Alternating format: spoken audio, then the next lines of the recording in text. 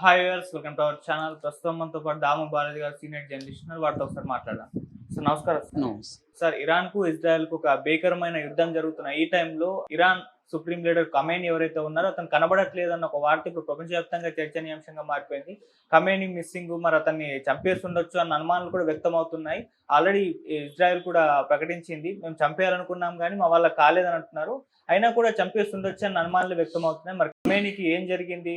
Victory celebrate చేసుకుంటున్నారు కానీ Khamenei మాత్రం బయటకు రావట్లేదు. మరి నిజంగా చంపేసే అవకాశం ఉందా సార్? అయతుల్లా అలీ ఖమేని, ఈయన ఇరాన్ సుప్రీం లీడరు. ఒకప్పుడు 1981లో 3 సార్లు ప్రెసిడెంట్ ఎలక్షన్ జరిగాయి ఇరాన్లో. 3 సార్లు జరిగినప్పుడు మూడోసారి ఈయన గెలిచాడు. అక్కడ నుంచి ప్రెసిడెంట్గా ఉన్నాడు. ఆ తర్వాత ఆయన పేరు కూడా ఖమేని చనిపోయిన తర్వాత ఈయన సుప్రీం లీడర్గా అయ్యాడు. 89లో ఈయన సుప్రీం లీడర్ అయ్యాడు. అక్కడ నుంచి 89 నుంచి ఇప్పటి వరకు దాదాపు 36 ఇయర్స్ ఈయన పరిపాలిస్తున్నాడు. అక్కడ ఏంటంటే ఈయన ఖమేని సుప్రీం లీడర్ అంటే అర్థం ఏంటంటే కంప్లీట్గా అంటే ఎగ్జిక్యూటివ్, జ్యుడిషియరీ, తర్వాత లెజిస్లేటివ్, ఈ 3 రంగాలకు కూడా ఆయనే సుప్రీము. అట్లాగే all kind of military forces కూడా ఈయనే సుప్రీం అనమాట. సో అంటే ఫైనల్గా ఈయన మాటే చెల్తుంది. పేరుకి పార్లమెంట్ ఉంటుంది, తర్వాత సుప్రీం కౌన్సిల్ ఉంటుంది, ఇవన్నీ ఉంటాయి. కానీ వాటన్నిటికంటే కూడా ఈయన మాటే ఫైనల్గా చెల్లే వ్యవహారం ఉంటుంది. ఎక్కడ డిస్ప్యూట్లు వచ్చినా ఫైనల్గా ఈయన అల్టిమేట్ పవర్ ఉంటుంది. ఇప్పుడు ఈయనకి 86 ఇయర్స్. ఈయన గతంలో బాంబు దీంట్లో కుడిచేయి కూడా డ్యామేజ్ అయింది. సో అలాగా ఈయన ఒక సుప్రీం లీడర్గా కంటిన్యూ అవుతూనే ఉన్నాడు. ఇప్పుడు కూడా నిర్ణయాలన్నీ ఈయనే తీసుకుంటాడు బాడీలో ఉన్నప్పటికి కూడా. అయితే ఈ మధ్య ఏమైందంటే టాప్ మిలిటరీ కమాండర్స్ని, టాప్ ఐఆర్జీసీ అంటే ఇస్లామిక్ రెవల్యూషనరీ గార్డ్ కోర్ ఉంటుంది, వాళ్ళని, తర్వాత ఇంటెలిజెన్స్ అధికారుల్ని, తర్వాత న్యూక్లియర్ సైంటిస్టులని, వీళ్ళందరినీ కూడా ఇజ్రాయెల్ చంపేసింది. అంటే చాలామంది ఈయన చుట్టూ ఉన్న సీనియర్స్ అందరూ కూడా చనిపోయినారు. వాళ్ళందరికీ ఇమీడియట్గా ఈయన రిప్లేస్ చేసి ఈయన మీద కూడా ఈయన్ని చంపేస్తామని కూడా అందరూ చెప్పారు. ఇజ్రాయెల్ కూడా ఇతన్ని చంపాలని డిసైడ్ అయింది. అమెరికా, ట్రంప్ కూడా కొత్త రిజైమ్ని తీసుకురావాలి, ఖమేని ఎక్కడున్నాడో మాకు తెలుసు, మేము అనుకుంటే అతన్ని చంపగలం, మేము బట్ అనుకోవట్లేదు అనేది కూడా ఆయన డైరెక్ట్గానే చెప్పేశాడు. అంటే అర్థమైందంటే ట్రంప్ కూడా ఖమేనీని లేపేసి తనకి అనుకూలమైన ఒక పాలకుడిని తీసుకురావాలనేది ప్లాను.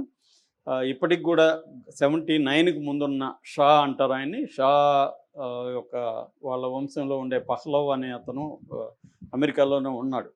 అతను తీసుకొచ్చి పెట్టాలనేది మళ్ళీ వీళ్ళ ప్లాన్.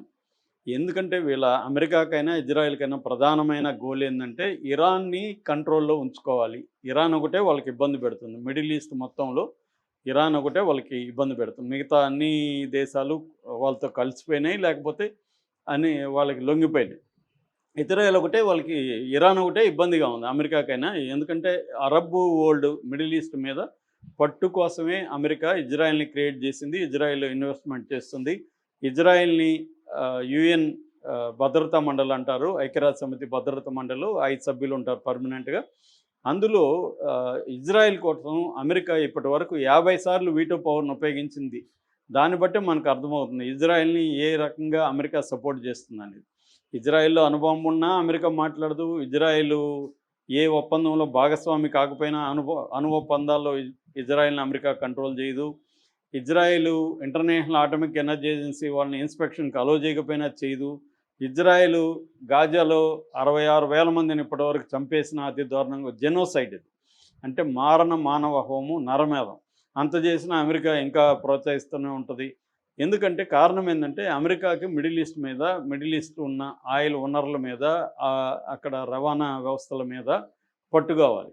దానికోసం అక్కడ ఒక ఇజ్రాయెల్ని క్రియేట్ చేసి, అంటే లోకల్ రౌడీని ఒకరిని క్రియేట్ చేస్తే టాప్ రౌడీ ఎలాగా తన ఏరియాలని కంట్రోల్లో పెడతారు, అలాగా కూడా అమెరికా కూడా అదే పని చేస్తుంది, అలాగే చేస్తుంది. అందుకని ఇప్పుడు వాళ్ళకి తలనొప్పిగా ఇరాన్ మారింది. ఇరాన్ స్ట్రాంగ్గా ఉంది, ఎదురిస్తుంది. ఇరాన్ కంట్రోల్లో చాలా వ్యవహారాలు ఉన్నాయి. అందుకని ఇటు ఇజ్రాయెల్ని క్రియేట్ చేసింది, ఇటు సౌదీ అరేబియా రాజు వాళ్ళు కూడా ఇరాన్ని ఇబ్బంది పెట్టాలని, ఇరాన్ని తమ కంట్రోల్లోకి తెచ్చుకోవాలని ట్రై చేస్తున్నారు. దీనికి ఖమేని ఉన్నంత వరకు అది సాధ్యం కాదు. ఎందుకంటే ఖమేని కంప్లీట్ కంట్రోల్లో పెట్టుకోగలిగాడు. ఇరాన్లో కొంత వ్యతిరేకత ఉన్నప్పటికీ కూడా ఓవరాల్గా ఖమేనీని సపోర్ట్ చేస్తున్న పరిస్థితే కనిపిస్తుంది. అందుకని వీళ్ళు న్యూక్లియర్ వెపన్స్ ఉన్నాయనే పేరుతో ఖమేనీని చంపాలనుకున్నారు. ఇప్పుడు ఏంటంటే ఖమేనీ గత కొంతకాలంగా కనిపించట్లేదు. ఒక దాదాపు ఒక 10 రోజుల నుంచి బయట ఎక్కడా కనిపించట్లేదు. దానికి ప్రధాన కారణం ఏంటంటే ఖమేనీని చంపేస్తారని ఆయనకు కూడా తెలుసు కాబట్టి ఆయన ఒక సీక్రెట్ ప్లేస్‌లకి బంకర్‌లకి వెళ్ళిపోయాడని ఆయన అసలు మిలిటరీకి కూడా తెలియని విధంగా ఒక ఇతన్ని కాపాడేదానికి ఒక ఎలీట్ ఫోర్స్ అంటారు. ఆ ఎలీట్ ఫోర్స్‌ని సీక్రెట్ ఫోర్స్‌ని పెట్టుకొని వాళ్ళ ఆధ్వర్యంలో అత్యంత నమ్మకమైన వాళ్ళ సెక్యూరిటీలో ఒక సీక్రెట్ బంకర్‌లో ఉంటున్నాడు. కంప్లీట్‌గా ఎలక్ట్రానిక్ కమ్యూనికేషన్ కూడా బ్యాన్ చేశారు. వ్యక్తుల ద్వారా మాత్రమే కమ్యూనికేట్ అవుతుంది. అంటే పాత పద్ధతి కొరియర్ సిస్టమ్ అంటారు. మావోయిస్టులు కూడా ఈ కొరియర్ సిస్టమే ఫాలో అయ్యేవాళ్ళు. ఎందుకంటే ఇది ఎప్పుడైతే మనకి నెట్‌కి కనెక్ట్ అయితే పట్టుకోవడం ఈజీ అని చెప్పి శాటిలైట్‌కి కూడా దొరకకుండా బంకర్‌లో దాక్కున్నాడనేది చెప్తున్నారు. ఎందుకంటే ఇజ్రాయెల్ డిఫెన్స్ మినిస్టర్ కూడా కడ్జీ, ఆయన పేరు ఇజ్రాయెల్ కడ్జీ. ఆయన కూడా మేము ఖమేనీని చంపాలనుకున్నాం, మాకు ఆపరేషనల్ ఆపర్చునిటీ రాలేదని చెప్పాడు. అంటే కుదరలేదని చెప్పాడు తప్ప చంపాలనుకోవట్లేదని చెప్పలే. అమెరికా గ్రీన్ సిగ్నల్ ఇచ్చిందా మీకంటే అమెరికా మాకు ఇవ్వాల్సిన అవసరం లేదని కూడా ఆయన చెప్పాడు. మేము అనుకుంటే చంపేస్తామని కూడా ఆయన చెప్పాడు.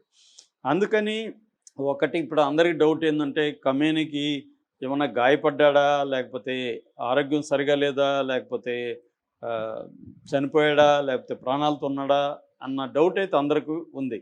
ఈ నేపథ్యంలో ఎందుకంటే అందరూ ఏమో సంబరాలు చేసుకుంటున్నారు ఇరాన్లో మనం గెలిచామని చెప్పి. కానీ ఖమేనీ మాట్లాడట్లేదు. దాంతో నిన్న ఖమేనీ ఒక వీడియో రిలీజ్ చేశాడు. ఆ వీడియో కూడా ఆయన ఎక్కడో బయటకు వచ్చి ప్రజలతో మాట్లాడుతున్న వీడియో కాదు. జనరల్గా అయితే ప్రజలతో మాట్లాడుతున్న వీడియోలు ఆయన బయటకు వస్తుంటాయి. ఆయనది ఎక్కడో ఒక ప్లేస్లో చిన్న ఒకే స్టాటిక్ షాట్ పెట్టేసి దాంట్లో మాట్లాడుతున్నాడు. అది పాత షాట్లో ఏఐతో వాయిస్ క్రియేట్ చేసినా చేయొచ్చు, ఇవాళ పెద్ద విషయం కాదు. ఎందుకంటే క్లోనింగ్ వాయిస్ అనేది ఏఐతో చాలా ఈజీ. మన వాయిస్ ఉంటే మనలాగే వాయిస్ని క్రియేట్ చేసేస్తారు. అది మనం కూడా చేయొచ్చు, నేను కూడా చేయొచ్చు అనమాట, ఎవడైనా చేయొచ్చు, అంత ఈజీ అనమాట అది. సో అలాగా ఏమన్నా చేశారా అన్న డౌట్లు వస్తుంది. న్యూయార్క్ టైమ్స్ ఈరోజు ఒక పెద్ద కథనం కూడా రాసింది, అతను లేడన్నట్టుగా. సో అమెరికన్ మీడియా విపరీతంగా ప్రచారం చేస్తుంది, ఖమేనీ లేడు, ఖమేనీ మిస్సింగ్ అని ఒక ప్రచారం చేస్తుంది. ఈ న్యూయార్క్ టైమ్స్ మెహదీ పగాచి అనే ఒక ఇరానియన్ హెడ్, ఆయన ఖమేనీ ఆర్కైవ్స్ అనే ఒక డిపార్ట్మెంట్ ఉంటుంది, దాని హెడ్ ఆయన్ని కోట్ చేసింది న్యూయార్క్ టైమ్స్. ఆయన కూడా ఏం చెప్పాడంటే మాకు కూడా అందుబాటులో లేడు, మేము కూడా వరి అవుతున్నాము ఖమేనీ గురించి అని ఆయన చెప్పడం. అట్లాగే ఇంకొకటి కూడా రాసింది, అదేంటంటే ఇరాక్ ప్రెసిడెంటు మసౌద్ పెజెస్కియన్ ఆయన క్యాబినెట్ మీటింగ్లో మాట్లాడుతూ మనం మరింత లిబరలైజ్ అవ్వాలి, వెస్ట్కి మరింత దగ్గర అవ్వాలి, ఈ భాష మాట్లాడుతున్నాడు. అంటే ఈయనేమన్నా ఖమేనీ చేతిలోంచి అధికారం లాక్కునే అవకాశం కనిపిస్తూ ఉందా ఇలా మాట్లాడుతున్నాడంటే? అంటే ఈయనెవరు ఈ డిసిషన్ తీసుకోవాల్సింది ఖమేనీ. ప్రెసిడెంట్ అనేవాడు ఒక రబ్బరు స్టాంపు లాంటివాడే, 4 ఏళ్ళు ఎంతో ఉంటారు.